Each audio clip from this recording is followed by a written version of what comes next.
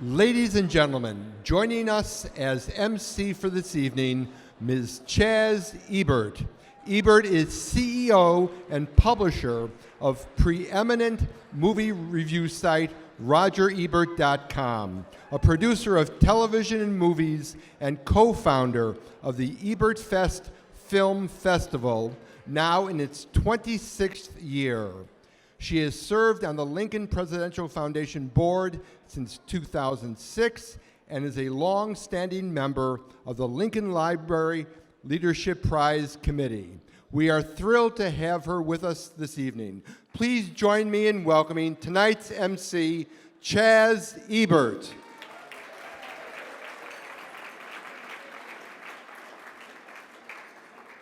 Good evening, ladies and gentlemen. It's not often that you are told you're going to be introduced by the voice of God. The Lincoln Presidential Foundation is delighted to gather us here this evening to recognize tonight's recipient of the 18th Annual Lincoln Leadership Prize, Sam Waterston.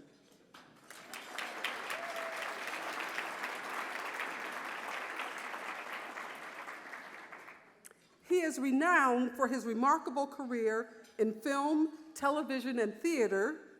He's an Emmy Award winner with a career spanning decades. He is widely recognized for his portrayal of President Abraham Lincoln in the critically acclaimed play, Abe Lincoln in Illinois, and his work both on screen and in service to the environment and humanity embodies the values we honor through the Lincoln Leadership Prize. And I tell you, we are so thrilled to have you here, Mr. Waterston. This is an award made just for you.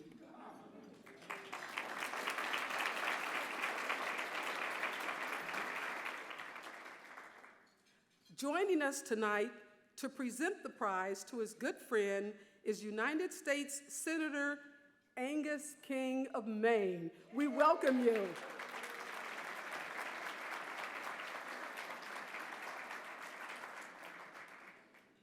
We are also pleased to welcome whom I have to say personally is my favorite senator, United States Senate Democratic Whip Dick Durbin.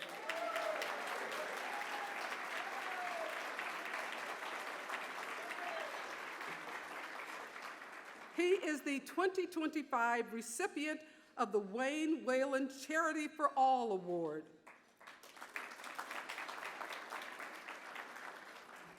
Durbin's lifelong leadership, his generosity of spirit, and commitment to the ideals of this nation symbolize the very spirit of this award, and his deep appreciation for history and advocacy for cultural heritage are essential to our nation's future.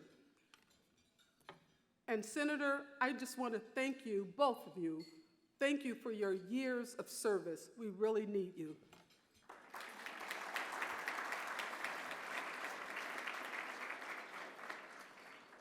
With us this evening to present the award to Senator Durbin is Nell Minow.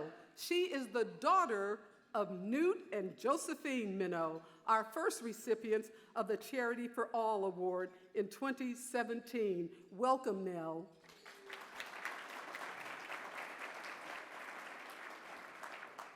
And last, but certainly not least, we are thrilled to have our friend and Lincoln Forum Chairman, Harold Holzer, with us tonight. Welcome, Harold.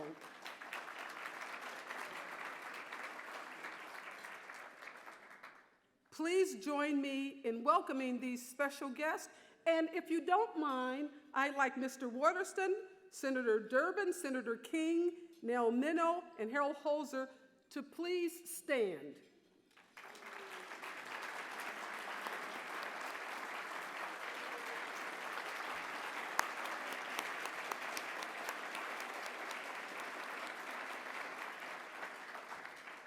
Thank you. I'm honored, really, to be with you as tonight's Master of Ceremonies. I'm glad they put master, not mistress. On behalf of the Lincoln Presidential Foundation, I welcome each of you, our generous guests, and thank you for joining us for this 18th Annual Lincoln Leadership Prize. And now, please join me in welcoming the Lincoln Presidential Foundation's President and CEO, Aaron Carlton Mast.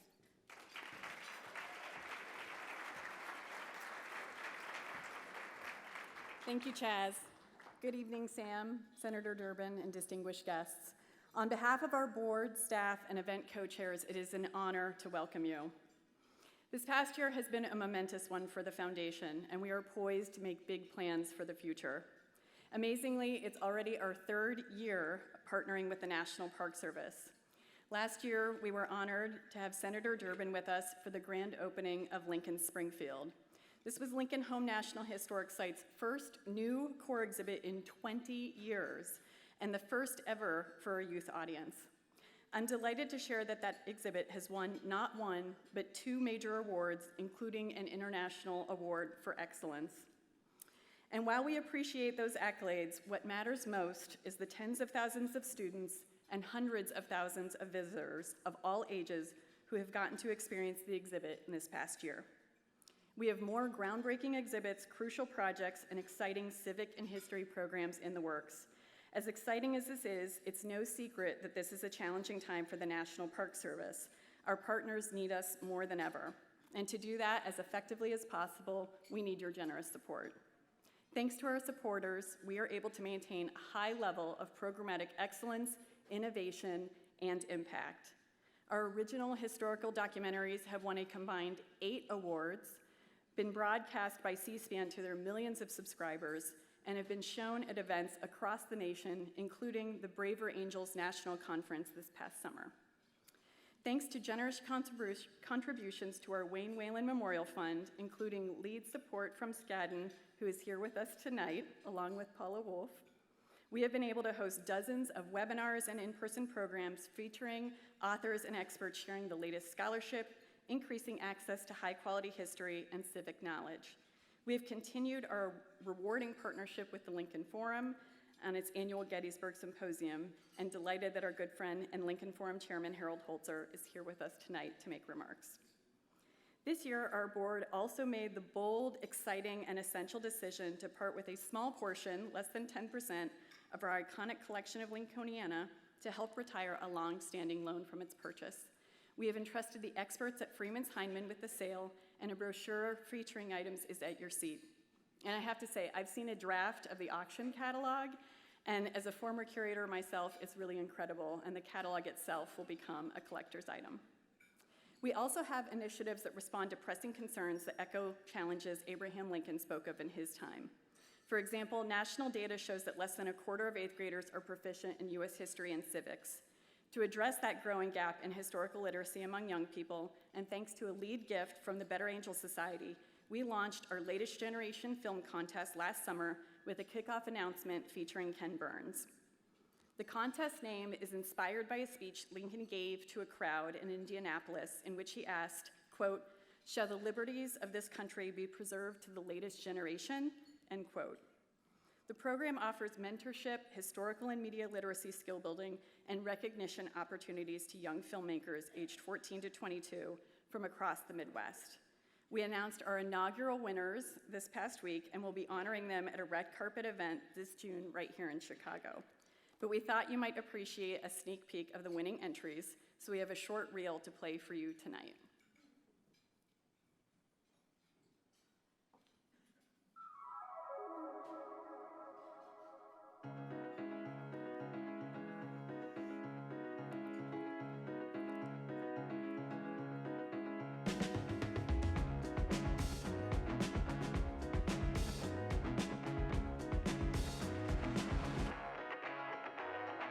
Long nights like dominoes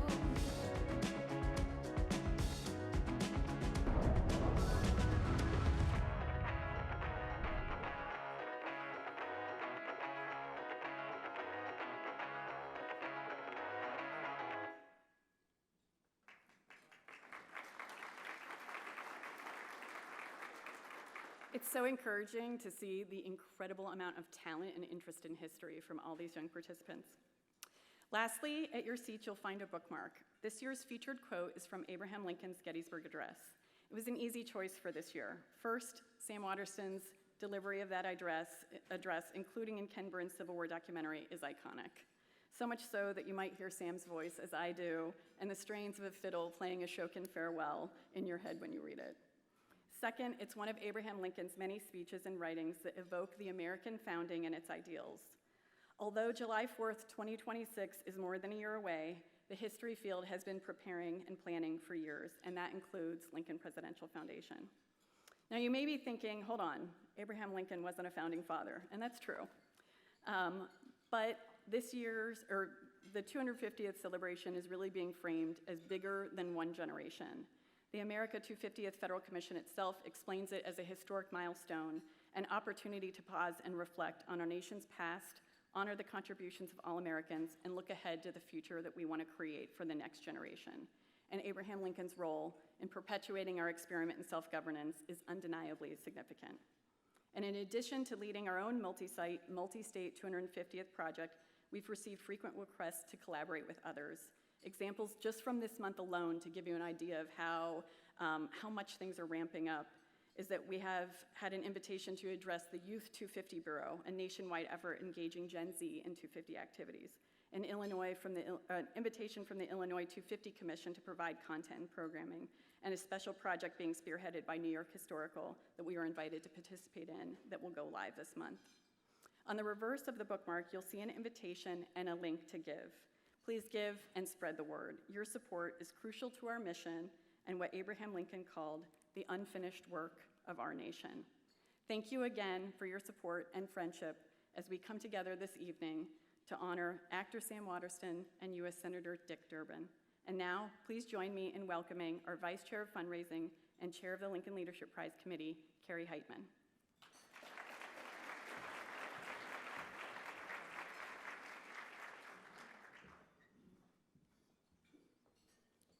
Thank you, Erin. This is certainly an evening to remember. On behalf of the Lincoln Leadership Prize Committee and my fellow event co-chairs, we welcome each of you and thank you for your continued engagement and support. As Erin noted, this past year has truly been an exciting time. You've just heard from Erin about a small portion of our work and the work of the foundation team, all spearheaded under Erin's leadership. We do work here in Chicago, in Springfield, and nationwide. This event is important because it generates support for us to be able to do the things that Erin talked about and many more things. And we're really happy because without your support, this all wouldn't be possible. We're thrilled to have everyone here with us this evening as we honor our 18th recipient of the Lincoln Leadership Prize, Sam Waterston, and our 5th recipient of the Wayne Whalen Charity for All Award, Senator Dick Durbin. I would now like to recognize the event co-chairs for their philanthropic spirit and commitment to the good work our foundation carries out in Abraham Lincoln's name. Please hold your applause until I've read all their names. Charles and Marianne Babrinskoy, GCM Grosvenor, Raymond F. and Judith McCaskey, John L. Now III, Reputation Partners, LLC, Patrick G. and Shirley W. Ryan, Skadden Arp Slate Meager and Flom, LLP, and Wintrust. Please join me in thanking them.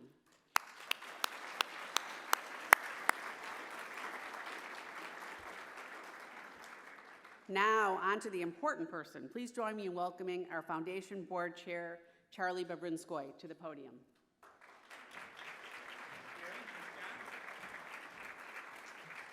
All right, thank you. I'm Charlie Babrinskoy, Chair of the Board. I have to embarrassingly announce that we've had one mistake already. So as all of you know, we announced this last year that we announce the winner of these prizes tonight. And we had some overzealous intern printed this brochure that have Sam and Dick Durbin's name on it. And that the people from Price Waterhouse are counting balance right now. And remember when the people from La La Land went into the 2017 Academy Awards thinking they had won? So Sam and Dick, we ask you not to drink too much wine until we get the votes calculated. All right. So assuming things go well, Daniel Day-Lewis has been getting a lot of votes, Sam.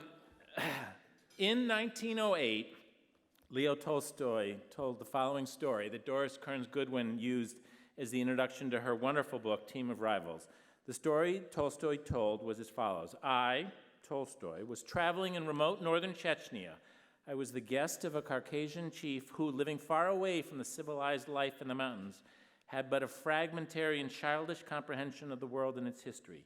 The fingers of civilization never reached him nor his tribe, and all life beyond his native valleys was a dark mystery. The chief asked me to tell him and his tribe about the great leaders, the great statesmen of the world.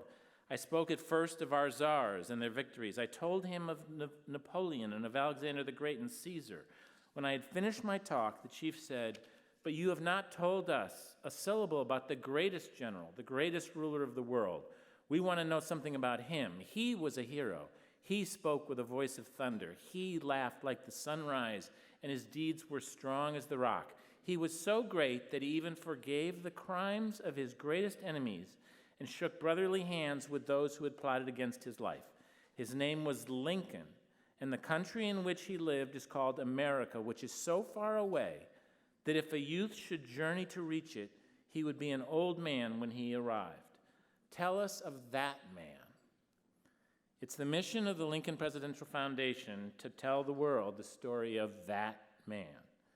Tonight, we are delighted to honor the legacy of that man, Abraham Lincoln, by presenting 2 awards.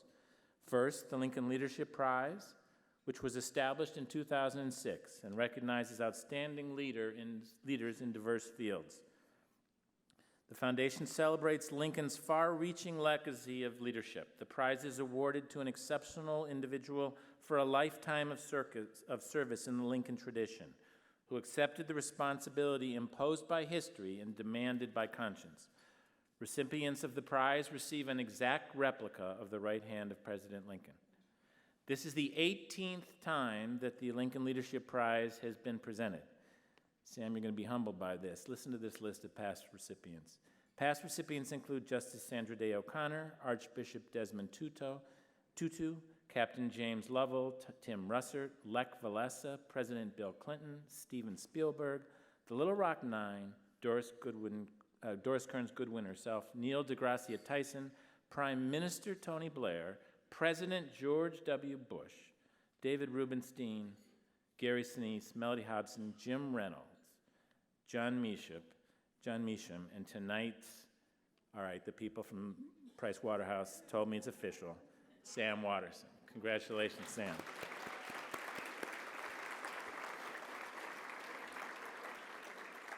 The second award we announced this evening is the Wayne Whalen Charity for All Award. This award, inspired by Lincoln's second inaugural address, which is almost more a prayer than an address, recognizes individuals like Senator Durbin who exemplify civic leadership, generosity of spirit, and a commitment to the ideals of the nation. The award was renamed in 2022 in honor of longtime board member and chair emeritus Wayne Whalen after his passing. We are honored to have his wife of many, many years, Paula Wolf, with us tonight, who's sitting at the Skadden table. Paula, thank you for being here.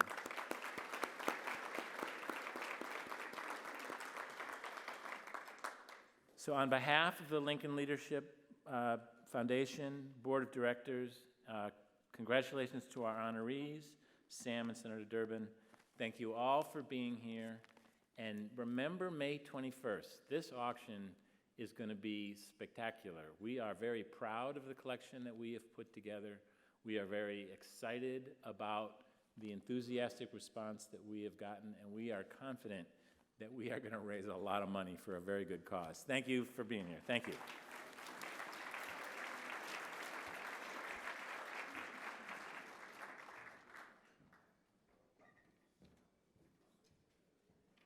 Thank you, Charlie. Paula, your husband knew more about Lincoln than any other Lincoln scholar I've ever met. And he amassed so many artifacts, but so many facts, and he really talked about the principles of living like the life of Lincoln.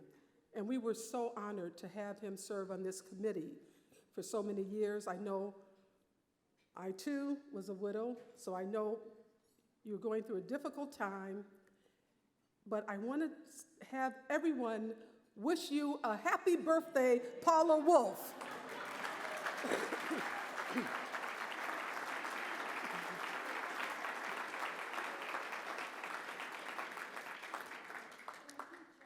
You're welcome. I know Wayne would have wanted us all to wish you happy birthday. We're happy to have you here with us tonight. And now I know we're all filled with anticipation as we build towards honoring our honorees tonight. But first, your dinner is about to be served, so please enjoy your meal, and we will resume the program afterwards.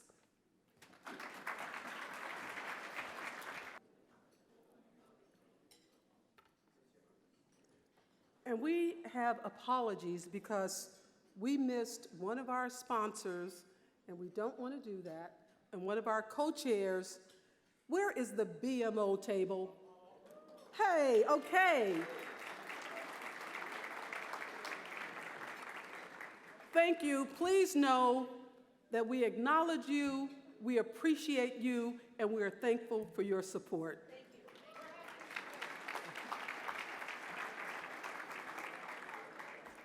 And thank you again for joining us this evening.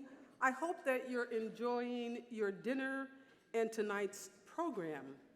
And to those of you who have already supported tonight's event, we thank you. Your generosity drives our work. As an independent 501c3 nonprofit, the Lincoln Presidential Foundation relies on supporters like you for the resources necessary to develop new, creative projects that give all people new access and insights into the legacy of our 16th president. And to those of you who have not yet donated, we're not going to spank you, but we hope that you will take this opportunity to do so. As Aaron noted, there are bookmarks located at your place setting that feature a QR code that links directly to our donation page. The QR code, the bane of modern society, but a necessary one. Now more than ever, our award-winning work in public history is essential to the health of our nation. Abraham Lincoln's legacy is far-reaching, and the need for education, preservation, and history are greater than ever. Simply put, your support is essential. Thank you. And now I'd like to introduce, before I introduce these people, I have to say one thing. I'm going to take this. You may have noticed going around, and this is one thing that I must do. I recently published a book. It's called It's Time to Give a Feck, F-E-C-K, Elevating Humanity Through Forgiveness, Empathy, Compassion, and Kindness.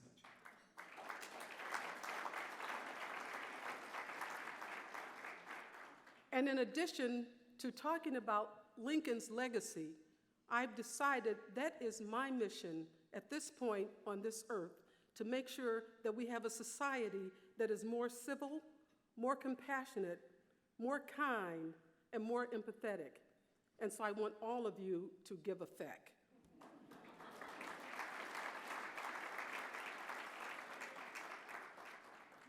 And now I'd like to introduce tonight's presenter of the Wayne Whalen Charity for All Award.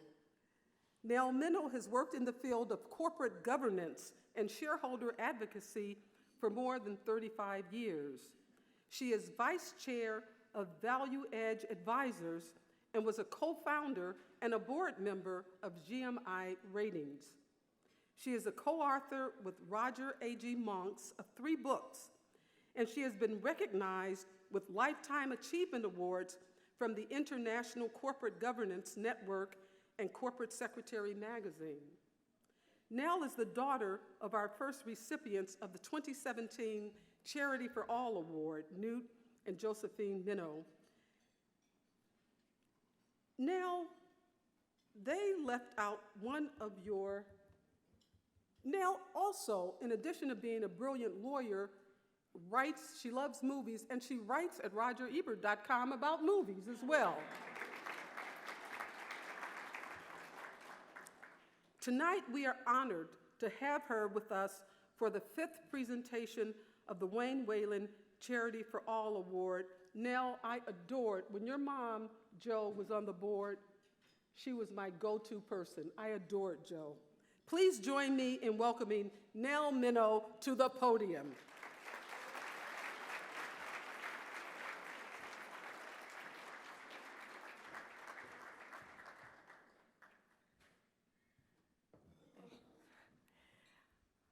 Thank you all very much. It's a pleasure and an honor at multiple levels to be invited to present the Wayne Whalen Charity for All Award to Senator Dick Durbin. This honor reflects the commitment to the public good of its distinguished namesakes, Abraham Lincoln and Wayne Whalen, who served as, you know, as vice president of the Abraham Lincoln Presidential Library Museum Foundation. And it represents the ideals and contributions of its previous awardees, as you heard, including my wonderful parents, Newton and Josephine Minow. I feel them with me. When times are sad and scary, I try to follow the advice of Mr. Rogers, who told us to look for the helpers. And so one of the people I look to for that reassurance and inspiration is Senator Durbin, who has devoted his career to being a helper.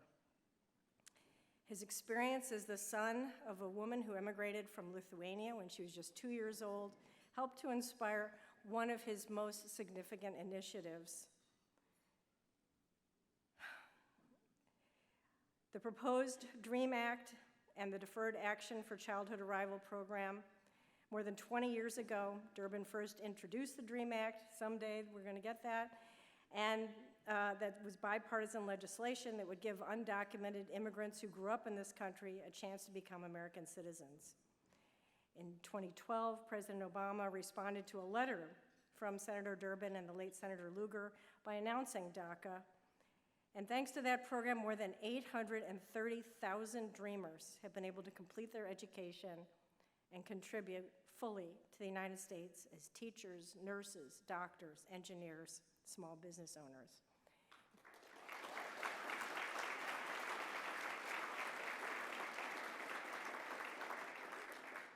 I live inside the Beltway in the Washington area, where it is often said that the most dangerous place in Washington is between an elected official and a camera. So for me, one of the achievements that I admire most for Senator Durbin is that he was willing to take on the thankless role of being the Democratic whip, setting a record in the second highest position in party leadership longer than anyone has been able to withstand that job.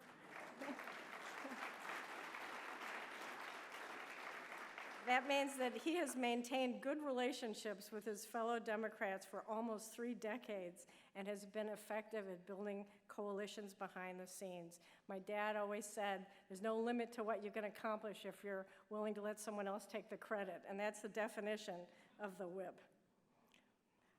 I asked 2 people who know Senator Durbin what I should be sure to mention tonight in my introduction. One was a Chicago-based journalist whose identity I will keep private to preserve his reputation for ruthless and sometimes cynical objectivity. But even he described Senator Durbin as a model of Midwest passion and pragmatism. The other person I asked is a journalist, but also a longtime friend of the senator, Jonathan Alter, who said, Dick Durbin is one of the great figures of integrity and decency of our times, but he's also a leader of vision and compassion, whether on protecting dreamers or making sure we have judges on the bench who will protect our republic in its hour of need. Even when he loses, he's standing up for the right things. To give you one example, In 2010, he sponsored legislation that would have required banks to renegotiate home mortgages for qualified homeowners, just as they do for distressed businesses. Had Dick's bill passed, we would have been spared much of the middle-class bitterness that has led us to this sorry pass. I can't think of a better description of charity for all. In addition to his many contributions to improving Illinois transportation infrastructure, Senator Durbin has helped secure more than $40 million in federal funding for restoration of the Lincoln Home, construction of the Lincoln Presidential Library and Museum, and other efforts to preserve and share the history of America's greatest president. I grew up in Illinois, so I am well aware that Illinois has had some elected officials who are more known for being colorful than making a contribution to a better world. But we do have an unparalleled record of outstanding senators, including Presidents Lincoln and Obama, and Senator Durbin's mentor, the great Paul Simon. Senator Durbin upholds that tradition, and there's no better description of his career than one found in one of the treasures of the Library of Congress in Washington, which holds a handwritten essay by Abraham Lincoln about what it means to be a lawyer. He wrote, "As a peacemaker, the lawyer has a superior opportunity of being a good man. Senator Durbin is just the man he had in mind." Thank you.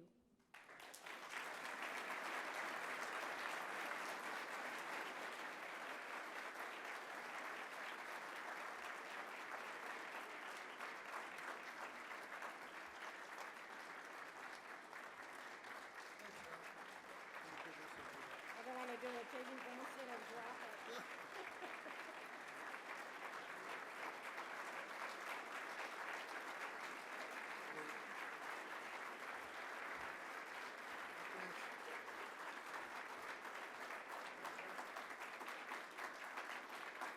Thanks.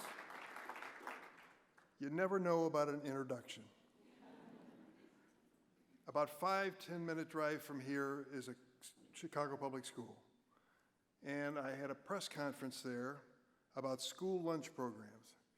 And there were a bunch of third graders who were eating their school lunch during my press conference.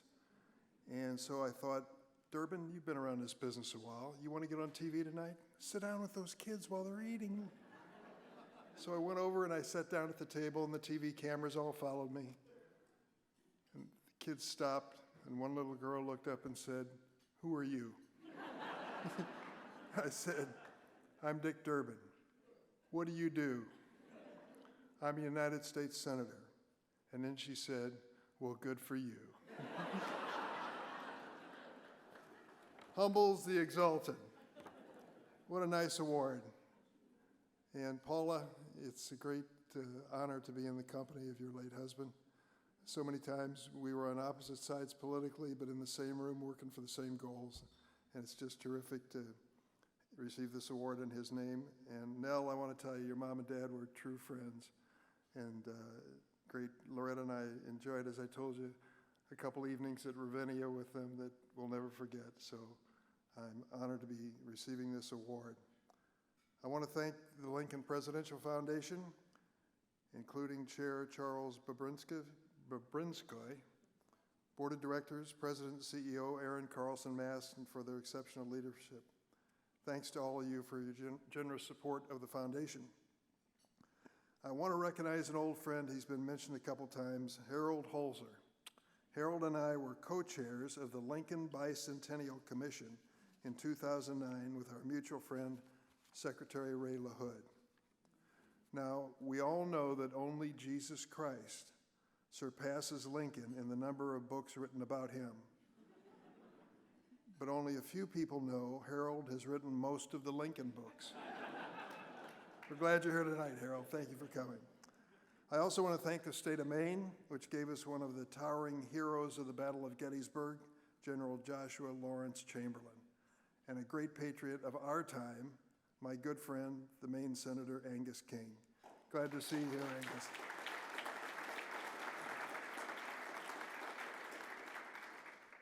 It's an honor to share the stage with Sam Waterston. I don't know how many hours I've spent watching television with Sam on, but they've been all enjoyable. My wife is just as addicted to it as I am, so that works out pretty well. Sam has been called as well the voice of Lincoln for his brilliant performances. What you may not know is how hard he works behind the scenes to preserve the spirit of Abraham Lincoln.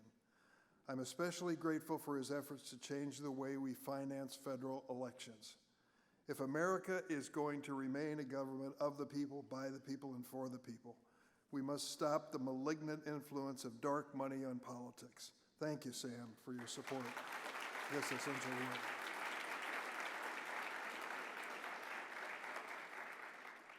We cannot escape history. Those are the words Lincoln used to beseech Congress and the American people to end slavery. And I often think that personally, I cannot escape the reach of Lincoln's legacy. Of course, that's not a burden, it's a gift. My office and my home in Springfield are both within walking distance of the Lincoln Presidential Library and Museum, and the home he loved where he and Mary raised their children. Every time I enter the Capitol building in Washington, I pass the stairs where Lincoln delivered his first inaugural, imploring America to avoid a war, and his immortal second inaugural, in which he pleaded for charity for all to heal our broken nation. One of the best presentations I've ever heard on that second inaugural was by Angus King, who will be speaking to us this evening. He spoke to a prayer breakfast of the United States Senate and really parsed that important passages in that second inaugural so well. I climbed the stairs to my office under the famous Emancipation Proclamation painting by Francis Bicknell Carpenter. And when I'm on the Senate floor, I think of a night shortly after the Civil War began. That chamber was filled with Union soldiers who were bivouacked there because there was no other place to house them in Washington. Late one night, a tall figure entered the darkened chamber. It was President Abraham Lincoln. He came to see the men on whose slender shoulders America's fate now rested. I think of President Lincoln, of the young soldiers who fought and perished in that Civil War, and of all the brave patriots who sacrificed and died since then, so that we, our generation, could have what President Lincoln pledged at Gettysburg, a new birth of freedom. And I ask myself, what is my generation willing to sacrifice to protect that freedom now and to preserve the spirit of Lincoln for future generations? Forgive me if I digress for a moment. I've been honored to serve in the United States Senate more than 28 years. There was one event that took place, there are many in my mind, but there's one event that took place there that I'll never forget. It happened on January 6, 2021. And what happened that day was a riotous mob of insurrectionists stormed the Capitol. We were sitting in the Senate chamber counting the Electoral College ballots. The Vice President was presiding over the chamber. At 2:10 p.m., I looked up to the clock as I was sitting on the floor. The Secret Service came in and literally grabbed the Vice President and pulled him out of the chair and took him quickly out of the room. We'd seen the demonstration outside, but nobody knew how bad it was or what it was. At that point, Chuck Grassley, as President Pro Tem, started presiding, and a member of the Capitol Hill Police came up and announced, "Stay where you are. Stay in your seats. You're in a safe room. We're going to keep the Senate chamber safe for you, but a lot of people are coming in this room to be kept safe." And I thought to myself, what is going on here? We all felt the same. 10 minutes later, that same policeman stood up and said, "We've changed our position. Leave immediately. Take nothing with you. Walk out this door." And they took us over to an adjoining building for safety. Of course, there was fear. We didn't know what was coming. And of course, there was anxiety over what this would lead to and whether we would ever count the ballots for that election. But more than that was a personal feeling for many of us who spend our lives in that building, that was a desecration of the United States Capitol building, that those rioters and marching on that building and attacking the policemen who were trying to defend us, injuring 140 of them, were debasing one of the most beautiful buildings in America, if not the world, and debasing the country that we love. Imagine our reaction if we heard the news that rioters were storming the House of Commons in Parliament, that they'd broken down the door to the House of Commons and were taking over the chamber. The first reaction is obvious. What in the world is going on in England, for God's sake, that sort of thing could occur? Well, it happened on January 6th in America, and many of us who lived it will never forget it. Today, America, this nation we all love, is dangerously divided more than any time since the Civil War. Every day we are besieged with challenges that feel bewildering, even ominous. Recently, the website for the Arlington National Cemetery was revised. Tom Lamont's a friend of mine and a neighbor. He was an assistant secretary of the Army, and he was in charge of the Arlington National Cemetery. He understands this better than anyone in the room. The revision of the website for the Arlington National Cemetery led to the removal of topics that the new administration found divisive. Among the changes were the removal of any reference to slavery as a cause of the Civil War. How can that be? There would have been no Civil War, no Arlington National Cemetery if America had not had to squarely face the sin of slavery. Also removed from the website were sections highlighting other military veterans and heroes of color, including General Colin Powell, the first African-American chair of the Joint Chiefs of Staff and Secretary of State. Gone too are the pages highlighting some of the most storied and decorated units of World War II, the Navajo Code Talkers, the 442nd Regimental Combat Team made up entirely of second-generation Japanese-American soldiers, some of whom, like Senator Dan Inouye of Hawaii, whom I was honored to serve with, left internment camps to volunteer to fight for our nation. Removed from the website. President Lincoln believed that our connections to our past, our ability to recall our national purpose, could help us avoid division. But how can we continue to be touched by those mystic chords of memory if today's leaders appear determined to revise and erase our past? President Lincoln told us that the healing for a broken nation begins with malice toward none and charity for all. Yet today we see the immense power of government being used to exact revenge and retribution. Instead of charity for all, we see a chainsaw taken to erase whole sections of our government. Programs like LIHEAP to help pay the utilities of people in the cold winter and the hot summer. Medicaid, which provides health care for more than 72 million Americans.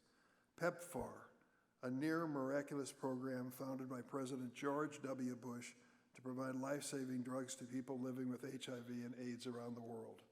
It cost us 17 cents a day to save the life of a child with HIV in Africa. Since PEPFAR was created, George Bush's program, it has saved 26 million lives. The medical journal Lancet warns us that suspending PEPFAR could lead to 1 million new HIV infections and the deaths of nearly 500,000 people, children, in the next 5 years. That's not all. President Lincoln told us we have a profound moral obligation, quote, to care for him who shall have borne the battle and for his widow and orphans. Yet today we see thousands of veterans, including wounded vets, being fired on a wholesale basis from federal jobs, with tens of thousands more at the VA targeted for elimination. At the center of Lincoln's plan for the future of America were the land-grant colleges. We're blessed to have one of the best in the University of Illinois. At the center of this plan as well was a decision to create, years later, the National Institutes of Health to fund life-saving medical research at these schools. Today, the NIH is being dismantled and funding for colleges and research universities in peril. How does it heal our nation to punish colleges and eliminate life-saving research? We must live within our means, but we can do it sensibly. I'm going to close with a short poem which I think captures part of the Lincoln spirit and part of the notion that this was a frontier president, and many people were skeptical of whether or not he could handle the job even without a civil war. The Springfield-born poet Vachel Lindsay wrote a short poem entitled simply, Lincoln. Let me read it to you. Would I might rouse the Lincoln in you all, that which is gendered in the wilderness, from lonely prairies and God's tenderness, imperial soul, star of weedy stream, born where the ghost of buffaloes still dream, whose spirit hoofbeats storm above his grave, above that breast of earth and prairie fire, fire that freed the slave. That is our hope and challenge today, to heed those memories, to find that Lincoln spirit within us, and to save the new birth of freedom that was purchased with blood and sacrifice for us all. Thank you.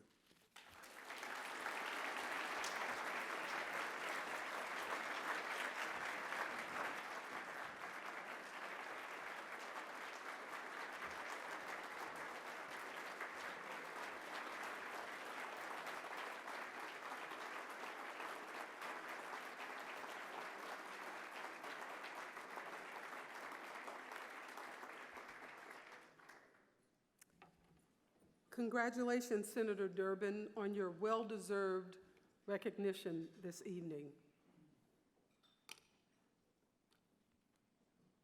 And now I would like to introduce you to another of tonight's special guests. Winner of the 2015 Gilder Lehrman Lincoln Prize, Harold Holzer is one of the country's leading authorities on Abraham Lincoln and the political culture of the Civil War era. He is a prolific writer, lecturer, and frequent guest on television. As an expert, he served for 6 years as chairman of the Lincoln Bicentennial Foundation, and he is the current chairman of the Lincoln Forum and has cherished a friendship with Sam Waterston for almost 40 years. Please join me in welcoming to the podium Harold Holzer.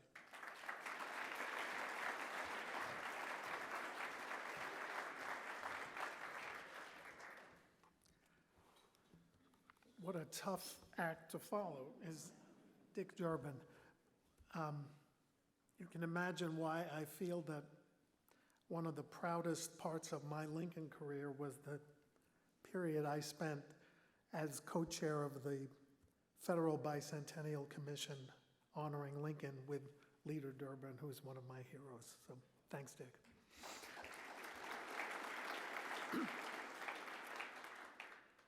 Thank you for welcoming me here, and thank you, Aaron Mast, for your leadership and this opportunity to salute my amazing and gifted friend and my favorite Lincoln, Sam Waterston. I met him half a lifetime ago in the capital of the old Confederacy, of all places, Richmond, Virginia, where he was filming Gore Vidal's Lincoln. Hopefully, no, that's not it. There we go. Yes, that's Sam. His first, but fortunately not his last Lincoln interpretation. I was there to write about the production for the New York Times, one of the luckiest assignments I've ever had. Ever since, in readings, narrations, live performances on television, radio, Broadway, concerts, schools, a cathedral, and even a ballet, Sam has channeled not only the voice and manner, but the humanity, the power, and through his talent, the integrity of Lincoln, the style and substance of Lincoln, and above all, his remarkable relevance to our time and hopefully to new generations of Americans. I've been so honored to work alongside him, more accurately, really to feed him cues so that he could be Lincoln, in, this is going to be another litany, but New York, Washington, Kentucky, where we almost had a bicentennial event if it wasn't for an ice storm, Gettysburg, and Springfield, at 3 presidential libraries, at the Library of Congress. How about if you guys advance? There we go, that's the Library of Congress. And at Ford's Theater, the Metropolitan Museum, the Lincoln Forum, even the White House. And in this next slide, you'll see at the anniversary of the Cooper Union Address. There he is after the performance there. Places where Lincoln stood and spoke.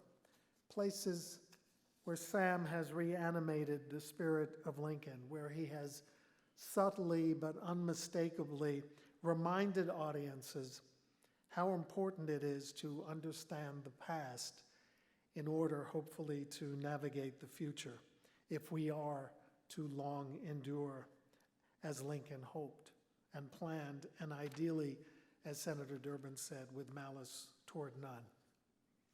Each time I hear Sam Waterston inhabit the character of Lincoln, I hear something surprising and revelatory, because he digs so deep to find the timeless and the timely in Lincoln, because he brings an urgency to the words which were, after all, meant to be heard before they were read.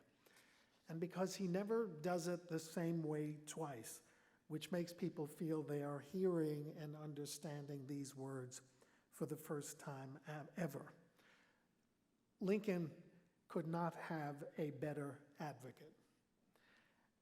I can say that I've learned as much about Lincoln from Sam as from any other source. He is Lincoln research brought to life, a resource that just keeps giving. He's meant a great deal to me in my life, and just as much, I think, to the enduring spirit of Abraham Lincoln. But I'm going to stop here and devote my final 2.5 minutes to sharing proof of what I've just told you. Lincoln's greatest 2.5 minutes, courtesy of Sam Waterston. Let me explain. This is going to be Sam Waterston reading the Gettysburg Address over the decades. It's a little patchwork I put together from 5 examples covering 36 years.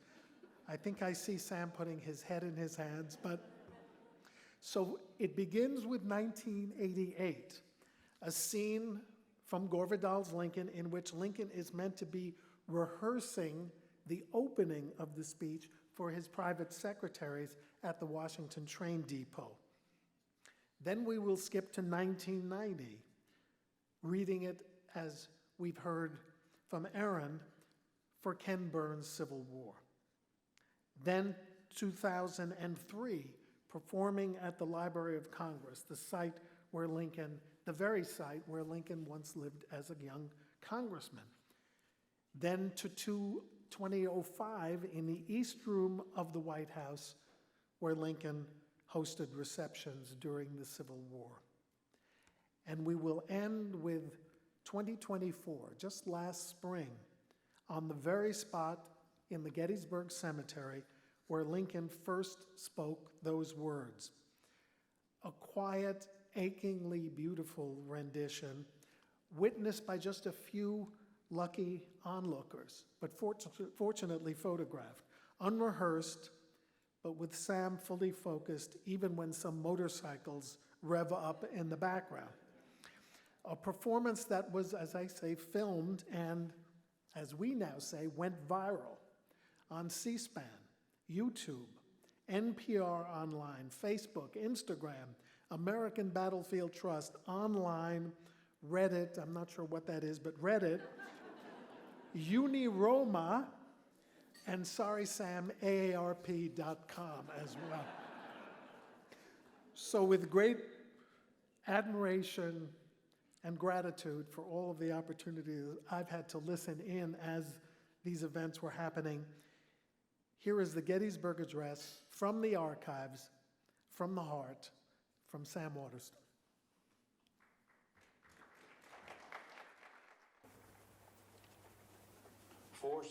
77 years ago, our fathers brought forth on this continent a new nation,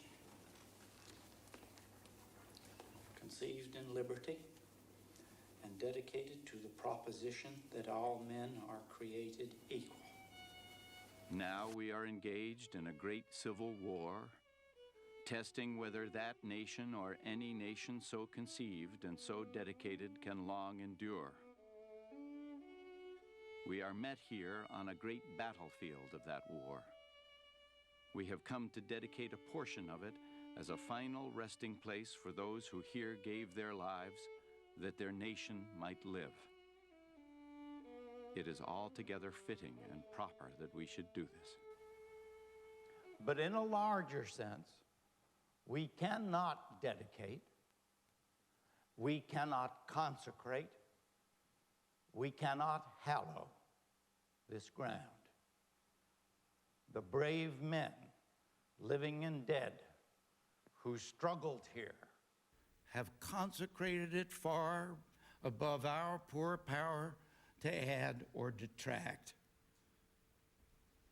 The world will little note or long remember what we say here, but it can never forget what they did here. It is for us, the living, rather to be dedicated here to the unfinished work which they who fought here have thus so nobly advanced.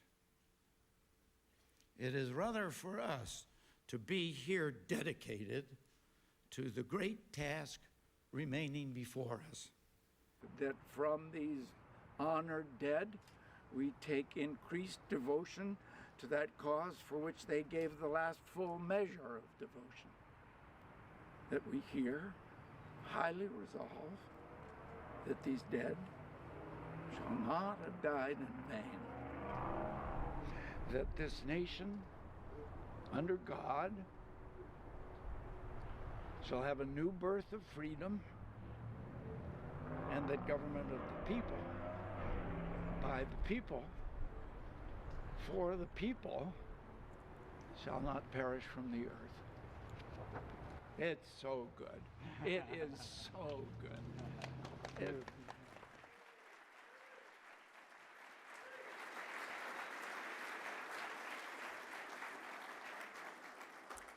Sam, I hope you keep doing that speech. And now, Sam, a few thoughts from some of your other friends, admirers, and co-stars who have joined us on video to pay tribute to you.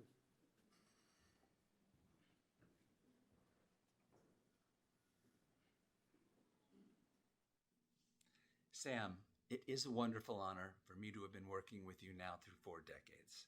As your manager for all these years, I've watched you gracefully navigate your brilliant career in film, on television, and the stage, Oscar, Golden Globe, Emmy and Tony nominations across them all, The Killing Fields, Gatsby, 2 decades on the iconic Law & Order, and 7 seasons of Grace and Frankie.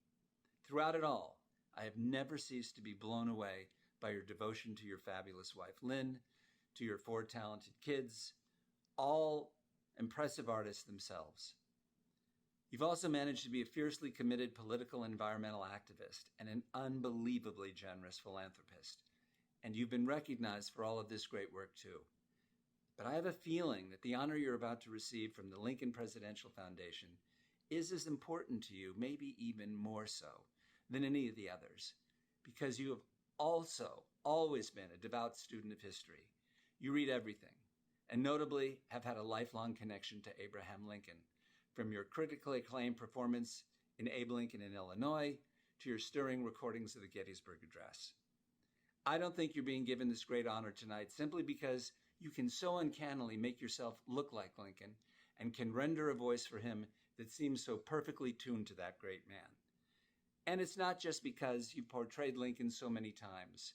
You're here tonight because of all of those accomplishments, but also because your whole life has been devoted to the high character, honor, vision, and intelligence that are at the very core of Lincoln's life and legacy. There's almost a neural connection between the two of you. It's magical. So this is a completely deserved award for a lifetime of work, achievement, and devotion. I love you. Congratulations. Hello, Sam, and congratulations on the Abraham Lincoln Leadership Award. It is so well deserved. I want to thank you for your unwavering commitment to improving our democracy. You have so many of the values that Abraham Lincoln espoused, and I just have to say you as an actor have inspired and entertained millions and millions of people in the roles that you have played over the years. And also, as a board member of Oceana, we have been on this board for over 15 years together. I have to say, you as the board chair, you were one of the most humble and strategic and creative people to manage that board with so much humor and so much love and so much dedication. This award, the Abraham Lincoln Award, is so appropriate for you and all the work that you have done in your life. I wish I could be there with you celebrating. We love you, David and I send our love, and congratulations, and so well deserved. Hi, Sam. I'm sorry I can't be there tonight to watch you receive this amazing prize. I would have tried to make you giggle and laugh because I love watching you laugh. I have respected and admired you as an actor for years, and you know that. I tell you that every time I see you. But what truly amazes me is the last 10 or so years that you and I have sat on the board of directors of Oceana, which is a worldwide organization, lots of moving parts, getting stuff done that makes a huge difference. And then the last 2 or 3, 4 years, we went through a process of trying to find someone else to take over Andy Sharpless, our original, more or less, CEO of Oceana. And it was a difficult process. And I watched you do it with such grace. And I kept trying to think today, how do I describe to people how you held yourself during that time? And then I read what the prize is about. Let me just quote some of it. It honors individuals who accept the responsibility imposed by history and demanded by conscience, and who show great strength of character and exhibit unwavering commitment to the defining principles of democracy. And that's who I watched for the last 3 years. That's who you are. I'm so proud to be your friend. Much love. Sam, I'm just thrilled for you that you're receiving the Lincoln Leadership Prize. Clearly, I'm not the only person that feels that you embody the values that are represented by that great president. Integrity, intellectual curiosity, fairness, compassion, and the belief that all people matter. I love you so much, and I'm so proud of you. Big congratulations tonight. Hey everyone, I'm Ken Burns. We've gathered here tonight to celebrate Sam Waterston for his remarkable career in film, theater, and television, and of course for his portrayal of perhaps our greatest president, Abraham Lincoln.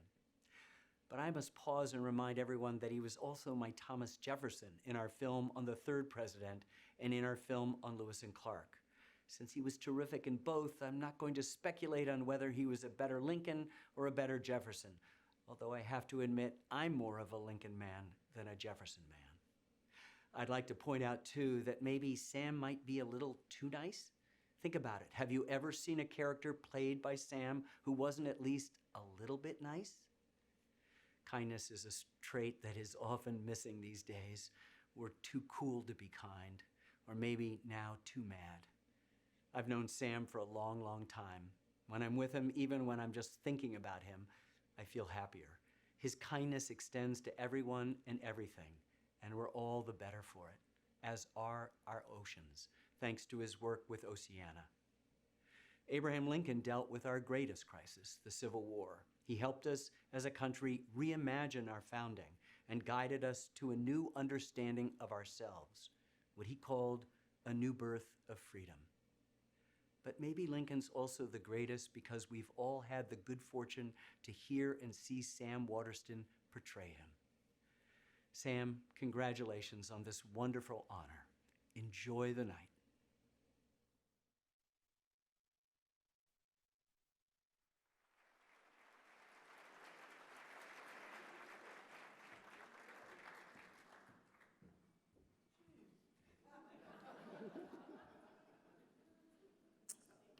And this evening, the Lincoln Leadership Prize will be presented by United States Senator Angus King of Maine.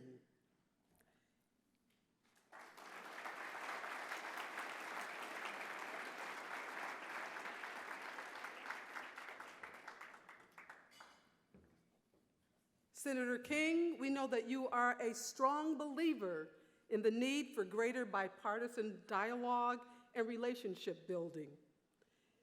You're proud to join the long line of thoughtful, independent leaders from the state of Maine. and we see you work every day to bring Republicans and Democrats together to find common sense solutions for Maine and America. We salute you for reaching across the aisle. You are a proven consensus builder who calls them like you see them, putting civility and respect ahead of political ideology. Tonight, we are honored to have you, Senator King, with us, and we know that you are thrilled to present the prize to your close friend of more than 20 years, Sam Waterston. Thank you so much. Please help me welcome Senator Angus King.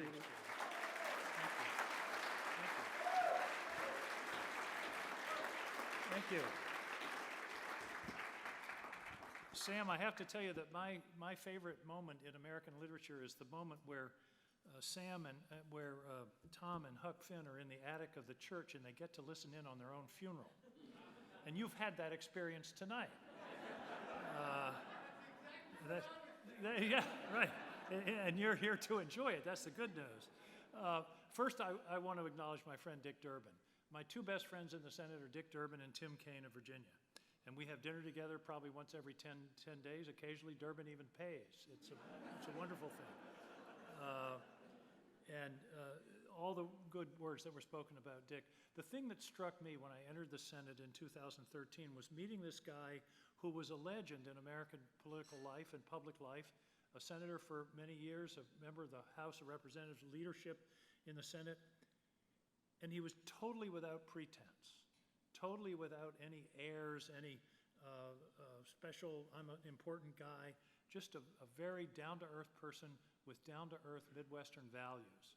And he has been an invaluable member of the Senate through innumerable conversations and confrontations. So, Dick, I just want to acknowledge your friendship and the work that you've done on behalf of this country.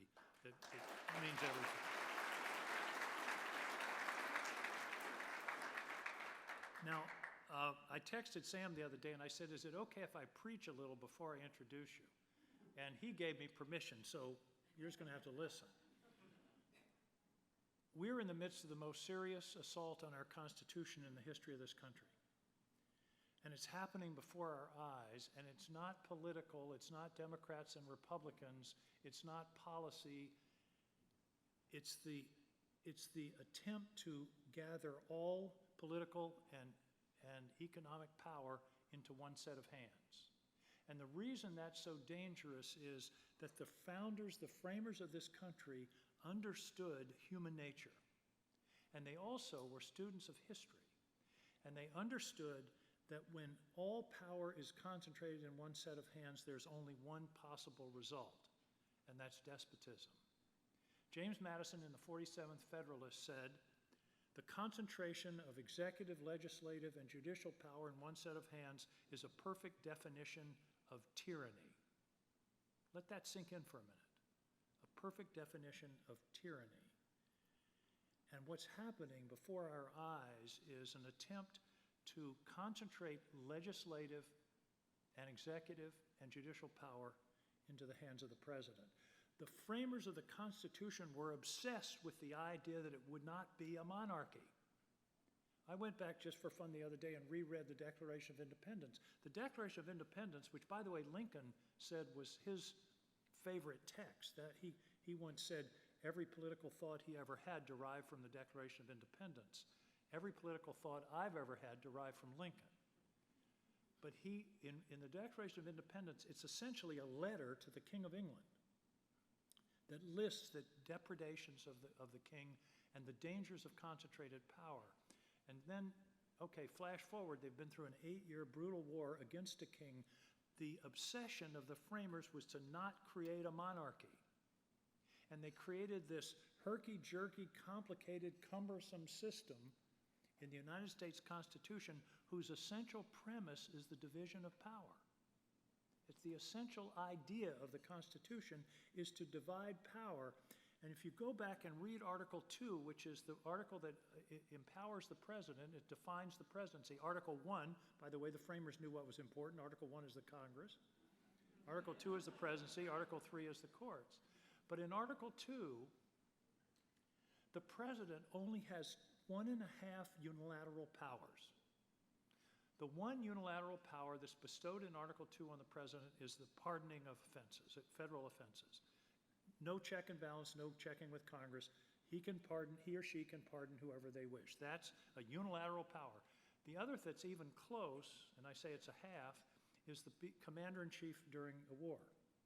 The reason I say it's only half is that the war power to declare war was left in the Congress. In other words, they compromised. In August of 1787, they had a debate about how to do the war power, and the debate was, well, you can't have a war run by a committee. But the other side of the debate was, we don't want the president dragging us into wars like the princes and kings in Europe have done for thousands of years. So they divided the power. But here's the key to Article 2, and it goes to what's happening right now. The key phrase in Article 2, and this is an exact quote, the responsibility of the president is to, quote, see that the laws are faithfully executed. It doesn't say, see that the laws you agree with are faithfully executed. It doesn't say, see that the laws you don't like, you don't have to execute. And by the way, an appropriations bill from Congress is a law. It's passed by both houses of Congress, signed by the president. It's a law. And what we're seeing is this president taking power unto himself, for example, destroying whole federal agencies. USAID and the Department of Education were created by Congress. In order to abolish them, it takes an act of Congress, not an act of the executive. There's, by the same token, impounding funds. That's not allowed. That's not a power that the president has. And in fact, in 1973, when I was a staff member where, by the way, if you add Durbin and me and Sam's age together, it goes back to the American Revolution, just so you know. I got a little criticism last year when I was running for re-election about my age, and I said, I'm not old, I'm 1 year younger than Mick Jagger. It absolutely killed the question. It went away. But the whole idea of impounding funds, in 1973, Richard Nixon tried to impound funds. The Congress almost unanimously, on a bipartisan basis in the next year, passed something called the Impoundment Control Act. So when the president doesn't spend money that's been appropriated by Congress, that's a violation not only of the Constitution, but of the law. We're seeing violations of the Constitution right now in terms of due process. I don't know if you saw it, but the president was just wild over the weekend when he learned that he had to provide due process to people that were being sent to a foreign prison. He couldn't believe it. He couldn't stand it. He said, that'll take a long time. That's what the Constitution says. And here's something really interesting. The Constitution in the Fifth Amendment and the 14th Amendment, when it talks about due process, uses the word person. No person shall be denied life, liberty, or property without due process of law. It doesn't say citizen. And in fact, in the 14th Amendment, in the prior sentence, it uses the word citizen in another context. In other words, the people knew the difference between citizen and person. And person means anybody in the United States. And this idea of the executive being able to scoop people off the street, send them to a foreign country, claim he can't get them back, with no due process whatsoever, is a gross violation of the whole principle of the Constitution. Then, other things that we've seen, he issued what I call a fatwa against two guys, Chris Krebs and Miles Taylor, to take the whole power of the federal government to bear on two individuals. That's not a constitutional power. That's nothing that the president is enabled to do.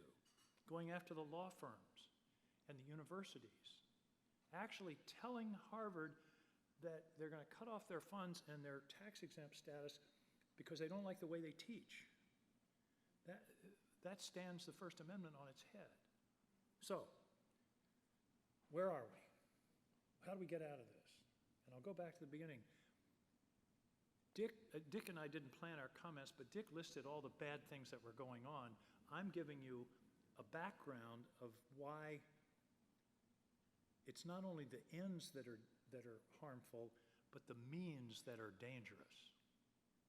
Because we're collapsing the structure of the Constitution that's designed to protect our freedom. And we have to stop, and we have to pull back and say this far and no further. So, what are the guardrails? The first is the Congress. We're failing utterly. We're failing utterly. My colleagues in the other party are essentially not seeing what's going on. I talk to them privately, and they sort of say, well, yes, it's bad, but the courts will take care of it. That's a cop-out.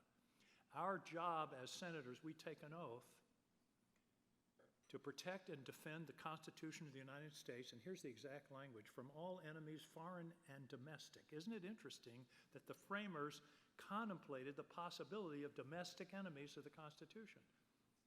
That's our job. And right now we're not doing it. On my tie, you may be wondering what's on my tie. It's the signers of the Declaration of Independence.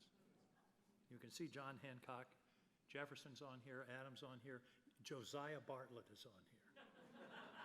He was a signer from New Hampshire before he was president on the Westward. These people were putting their lives on the line, literally. If they hadn't succeeded in the American Revolution, by the way, you know, we were winning the American Revolution by France, immigrants, think of that. If they hadn't been successful, these guys would have been dead. They were putting their lives on their line when they signed that document, and we've got people that are unwilling to put their jobs on the line. And I think we've got to try, my work in the Senate now is to try to capture the conscience of my Republican colleagues to draw the line. So Congress is the first guardrail. The second guardrail is the courts, and the courts are doing fairly well. But we can't rely on the courts, number one, because we don't know exactly how they're going to decide, but also because we don't know whether this administration is going to obey a court order. So we can't say we can't put all our eggs in the court basket. The final guardrail is you, the American people. And I love the line that Cory Booker used in his 25-hour speech. I was there, Dick was there. We weren't there all 25 hours, but it was quite extraordinary that he could actually stand and make sense for 25 hours. But I love the line that I understand came from, I think, an immigrant, that the power of the people is stronger than the people in power. That's a great concept. And the American people have to stand up and buck us up and put pressure on our colleagues to finally realize what's happening. Because if we don't, if we get this place where the presidency has all this power, it's going to be very hard to get it back. It's going to be very hard to go back. And what I've told my Republican colleagues is the first law of politics, political gravity in Washington is what goes around comes around. And they're not going to be so happy when there's a Democratic president with all this power who can make these kinds of changes unilaterally and go after individuals and take away tax exemptions. So that's the sort of context of where we are in this country. And I'm sorry to be sort of a downer. I do think there are shades, little green shoots. 2 weeks ago, there was a bipartisan bill, Dick knows this, 7 Republicans, 7 Democrats leading it to pull the trade power back from the president. And that was the first time I've seen Republican senators willing to stand up and say, we're going to do something to change this. By the way, the power to regulate trade among nations is one of the specific powers given to Congress in the Constitution, Article 1, Section 8. Now, Congress has delegated, remember I mentioned the war power? The last time Congress declared war was 1942. In other words, Congress has not, it isn't all usurpation by executive, there's a pretty good dose of abdication going on. But Congress delegated the tariff power to the president in an emergency. Well, this president defines anything that he wants as an emergency. I live on the border of Canada. There is no emergency on the border with Canada.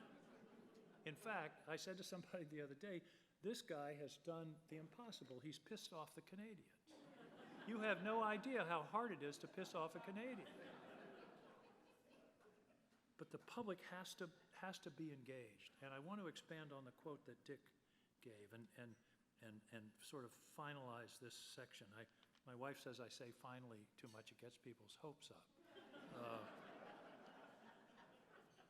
Lincoln came to the Congress on December 1st, 1862, because the Congress was treating the Civil War sort of as politics as usual, and he was trying to drag them, to jerk them out of this attitude. And here's what Abraham Lincoln said: "Fellow citizens, we cannot escape history. We of this Congress and this administration will be remembered in spite of ourselves. No personal significance or insignificance can spare one or the other of us. The fiery trial through which we pass will light us down in honor or dishonor to the latest generation." The fiery trial through which we pass right now will light us down in honor or dishonor to the latest generation. I'm hoping my colleagues will choose honor and the Constitution. Now I want to talk about Sam.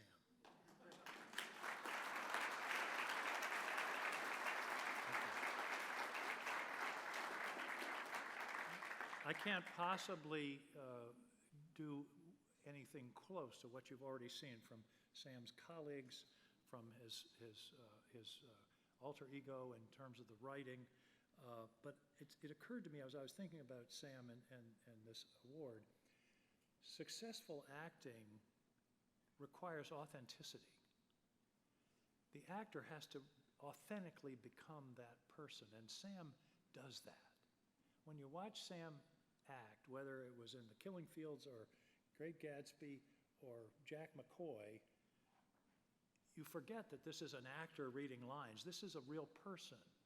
And Sam has that personal authenticity that I think is part of his skill, his art as an actor. He has an amazing career. I didn't fully realize it. He's done Shakespeare in the Park in New York, Tony nominee on Broadway, doing Lincoln on Broadway, Oscar nominee for film, TV, of course, Jack McCoy.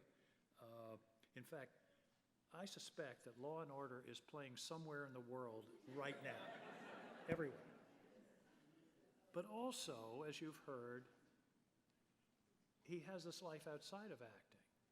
Oceana, a tremendous philanthropic and activist organization that's made a real difference in the world. By the way, I was reminded as I think about an actor doing these things, when I first ran for governor, I had been for 15 years a PBS talk show host in Maine. And I was sort of the Judy Woodruff of Maine.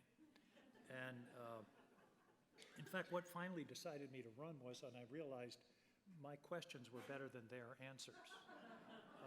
But in any case, one of my first speeches after I had been a talk show host for 15 years was to the Biddeford Rotary Club. And a fellow came up to me afterwards and he said, "You know, I've seen you on TV for all these years. I never knew you had ideas before."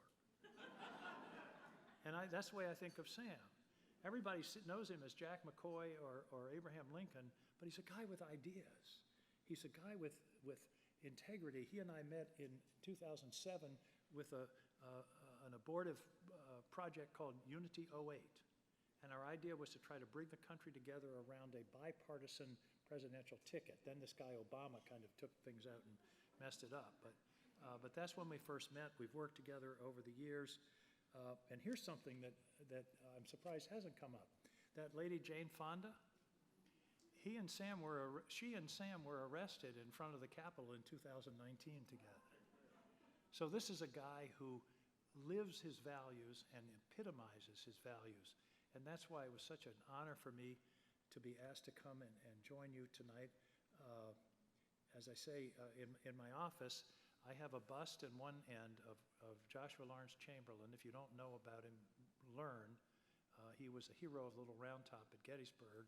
And right behind me is a bust of Lincoln that I bought at Gettysburg. And my desk was Edmund Muskie's desk. So history surrounds me in that office. I don't get a break from those guys. So it's a deep honor, a privilege, and a joy to be able to introduce the award winner tonight, Mr. Sam Waterston.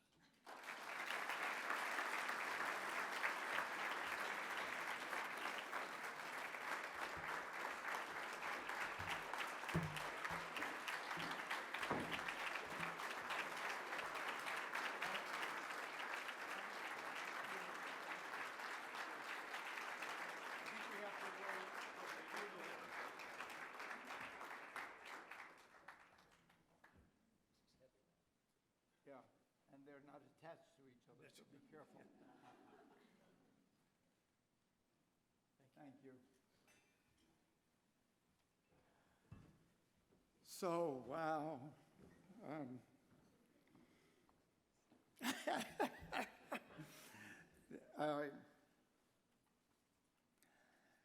You know, I was going to read off the list of people that have already received this honor, but that's already been done. And I was going to say, my feeling on reading that list was, what am I doing here? But obviously, you guys have gotten together and made me sound like I'm somebody. So I can't tell you how grateful I am, and I'm just going to skip to my prepared remarks because if I keep trying to talk, I'm not going to be able to find words. But thank you. Thank you all. Thank you very much. I am really and truly honored to have been awarded this prize, and by what's already been said, it associates me with Abraham Lincoln. I'm in awe of his mind, understanding, eloquence, character, courage, and soul. And you've associated me with the people you've honored before me. And Senator Durbin is being honored, and I'm being honored with him. Harold Holzer, another historian, a Lincoln historian, and my Lincoln partner in crime for decades, had kind words, and his wife Edith is here. Senator Angus King honored me twice by agreeing to introduce me and then by speaking so kindly of me. And Lynn is here with me, my wife, who has made my life possible. My cup runneth over. So thank you. Now comes the hard part.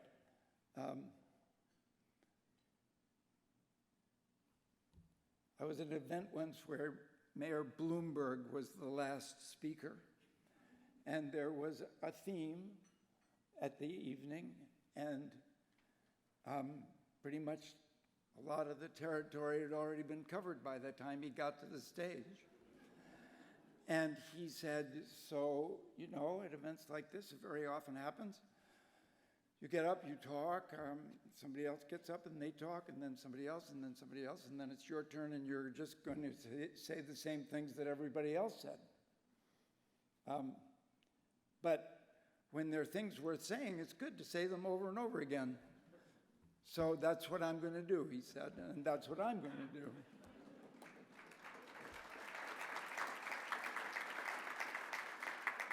This is a testing time, and there's a tremendous amount of anger and fear out there.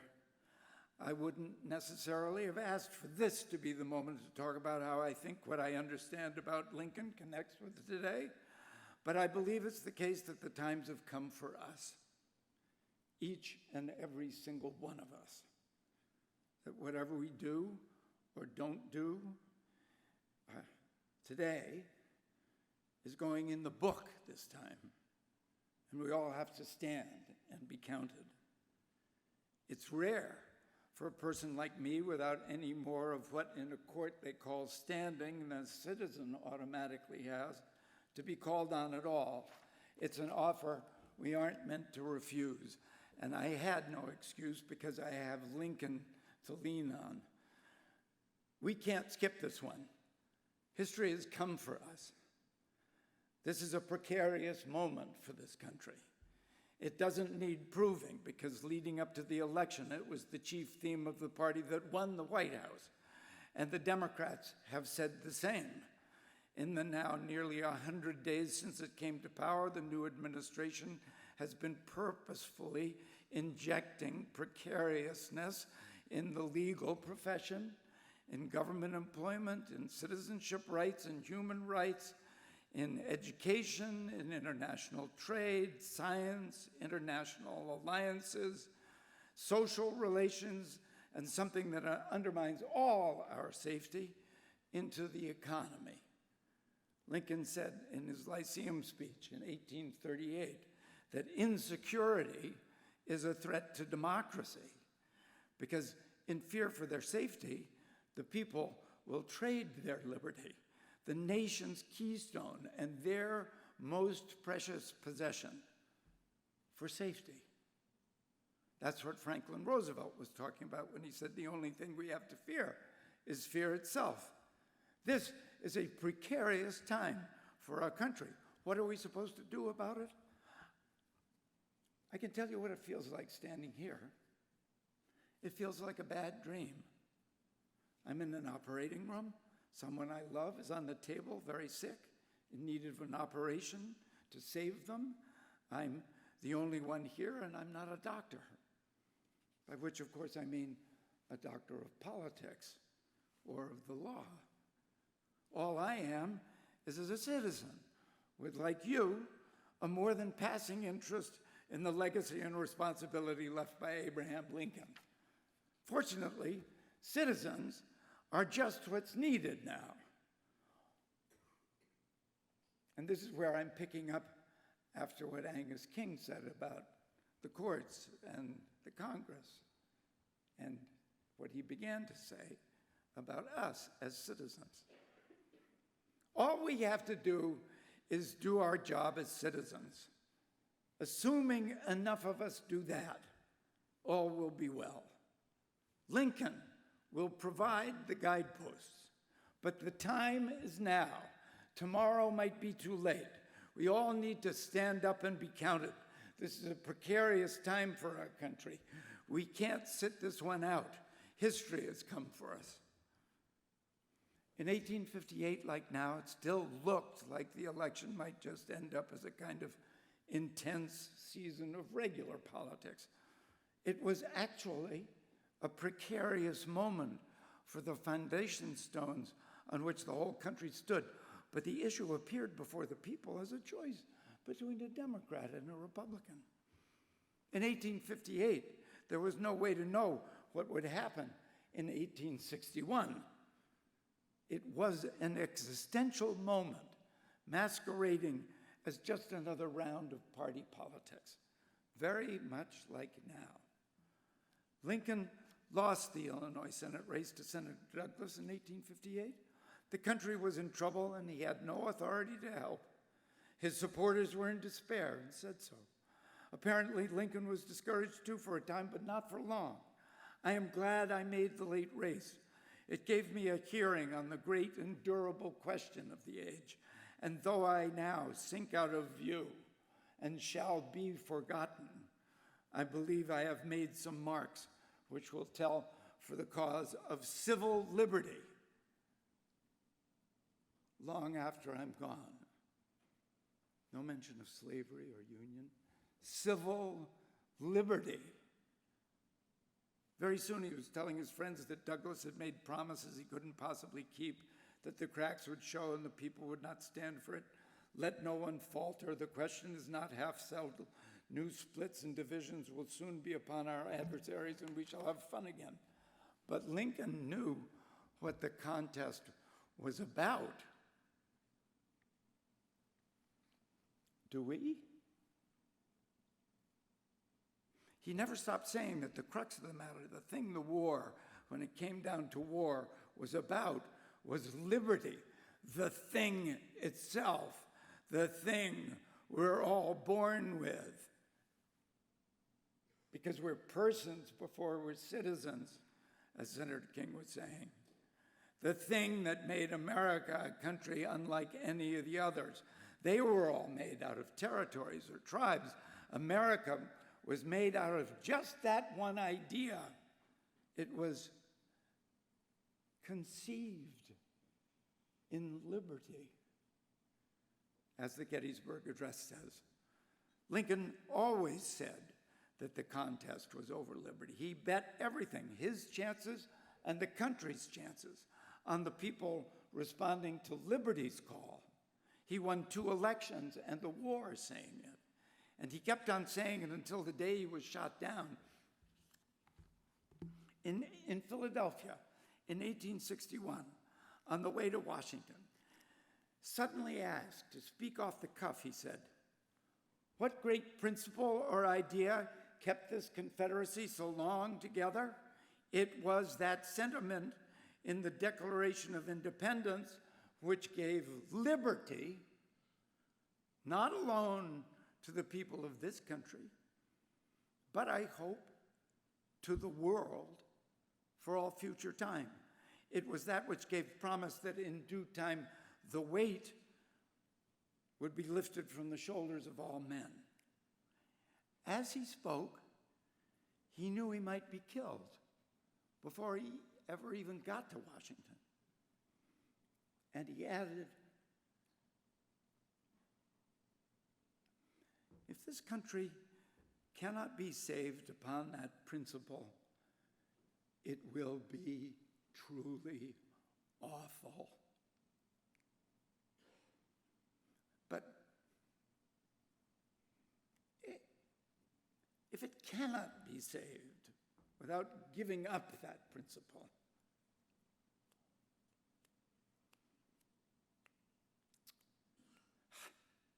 I was about to say, I would rather be assassinated on this spot than surrender it. What do we say? We'll be okay if we remember our country's reason for being. The reason we're in the precarious state we are is in the last less than 100 days, the administration has made big elements of the safety liberty depends on insecure, and used that insecurity to concentrate power in itself. When Donald Trump ran for office, he did all he could to make us feel unsafe. He'd talk about how the cities were hellholes and immigrants were all rapists and the economy was in the tank. Now, the administration is working hard to make us feel unsafe. Tariffs are an example. Tariffs make the 401ks of every single American who has one more uncertain. They make the stability of the economy, our economy, and the world economy more uncertain. If a president can so drastically alter the economy on which our safety depends, on his own, what does that say about our liberty? It's time we made our voices heard, not only as partisans, as Democrats or Republicans, but as citizens. There's no mistaking what's going on. The president is asserting powers that presidents before him, Republican and Democratic, haven't claimed. Not like this, not in a flood of edicts like this, not in haste like this, not like this when Congress has not declared war. At least, not in my lifetime, and I'm 84. Not when Nixon was president and tried his dirty tricks, not ever. As the Wall Street Journal puts it, the president is moving to accumulate unprecedented power, and Congress has yet to say boo. Whether our president has the legal right to do what he is doing is one thing. Whether he has the power is another. And then there's a third thing, right and wrong. His legal rights are being tested in courts, but he's acting fast, and the courts take time. As for power, presidents have a lot of it. But to tell right and wrong, all we have to do is be honest with ourselves. Something can be legal and wrong. Something can feel good and be wrong. Something can be within a president's power and wrong. Something can be right and illegal. And we can tell. Whether or not he has the power or can quote from a law, is the president right or wrong to create uncertainty and insecurity and use the fear he inspires to concentrate power in himself? If his action assaults the liberty of individuals and institutions. Is that right or wrong? It's our citizens' job to choose, a job that happily comes with being an American, the responsibility Lincoln was talking about. Act like citizens, and we will make some marks that will tell for the cause of civil liberty. We'll be okay if we stand up. Right makes might. But we have to stand up. We can't skip this one. History has come for us, and it will remember. We need to jump across party lines and talk to each other. Call our congressman. Call the other guy's congressman. Listen to neighbors. Be seen. Whatever we think, make it known. All we have to do is stay in the game, and we'll be okay. We will be fine if we do. The habit of democracy is in our bones. We hate the idea of being bossed around by a king. Lincoln said it.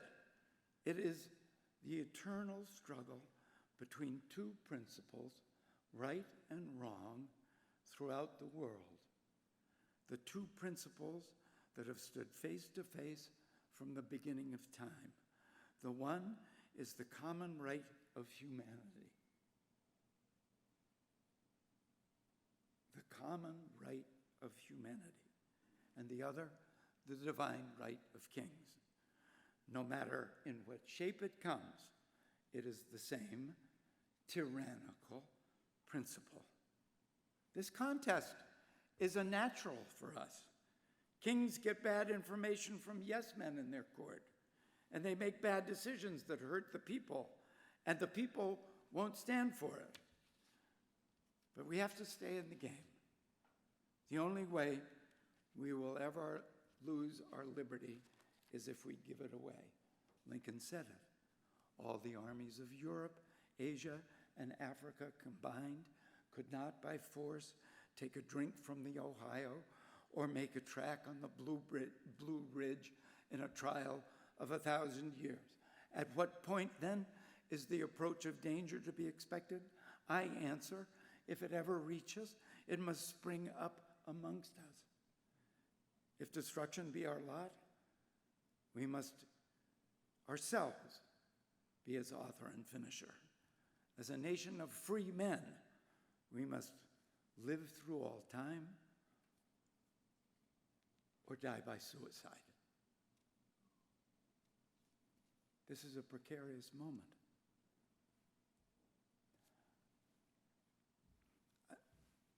I don't cry when I think we might let go of this country, which isn't a territory or a tribe, which is nothing more than a sublime idea organized. The most beautiful and practical political idea anyone ever had, which has lived 250 years. Big boys don't cry. But when I'm out walking these past couple of months, my eyes sometimes water on their own. There's a chill in the air. This is a precarious moment, but we'll be okay if we stand up, not so much now to have higher taxes and better services, or lower taxes and fewer air traffic controllers. If we stand up for liberty and for the law that keeps it safe and applies to all of us from the moment we arrive here, whoever we are, however we got here, whether we're the president or an immigrant.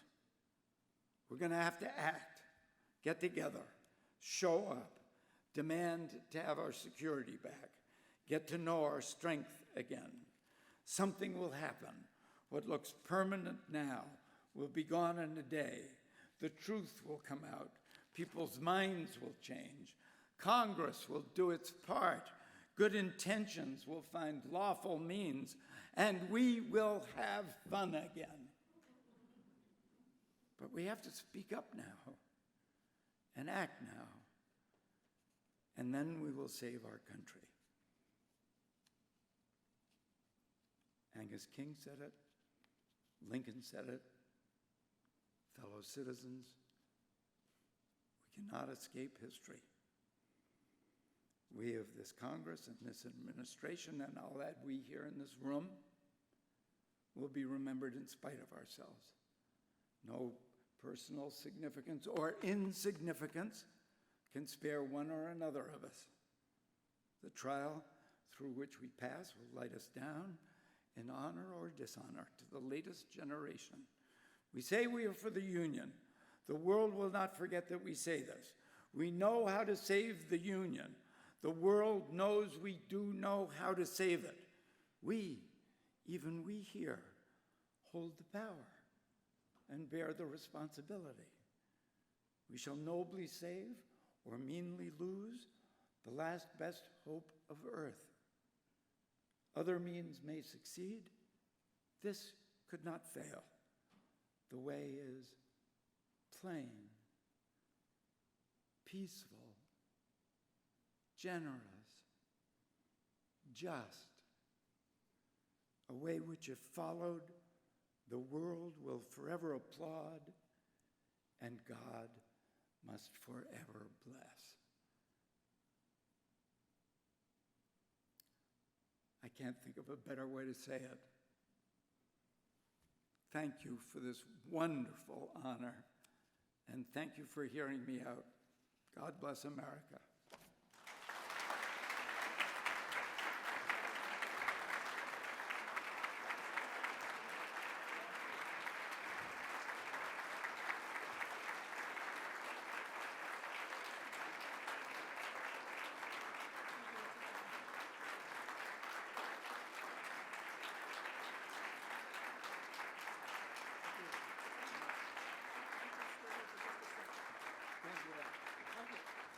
Here.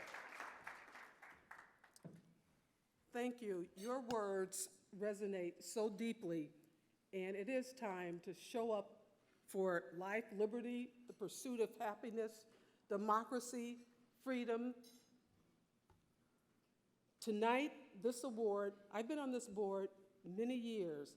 I've never seen a night like this or a time in history when the words of Lincoln and the words that you said mean so much, and they're not just words, because integrity counts, character counts, and if we don't stand for something, we'll fall for anything. So thank you so much. I love your heart.